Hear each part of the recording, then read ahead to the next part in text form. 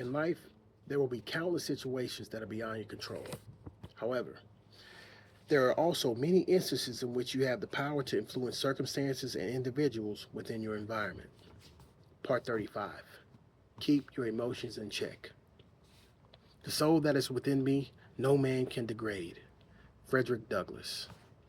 People often get comfortable going through life on an emotional roller coaster. On the one hand, the highs can intoxicate. Conversely, the lows can be disorienting. The twists and turns, psychologically and physically draining. For those mentally or physically ill equipped, the unpredictable blows dealt by destiny can toss them around like a rag doll until they break. When inundated with challenges, the unprepared often succumb to pressures that a simple change in mindset could have overcome. In life, there will be countless situations that are beyond your control.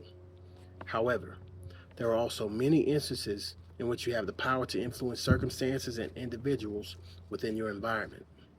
You must always keep a level head so that you may recognize the difference between the two types of situations. Frederick Douglass, for instance, is an example of what a man can accomplish despite not beginning one's journey in a place typically conducive to growth. Douglass was born into bondage, without basic freedoms and human rights. As with most enslaved human beings of his time in the United States, he was forbidden to read. At just 8 years old, slavers stripped Douglass away from his family.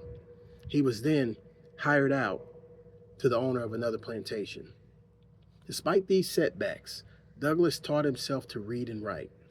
This was due in part to the fact that the wife of a man who acquired the enslaved Douglass taught him the alphabet before she knew such a thing was illegal. Frederick Douglass eventually escaped that plantation in Maryland and settled in New York City. He dedicated his life to the abolition of slavery. Though Abraham Lincoln issued the Emancipation Proclamation, Douglass helped to convince Lincoln that freedom was the right decision. There were countless struggles and obstacles that Douglass could have dwelled on or used as crutches to remain in the hell that was slavery.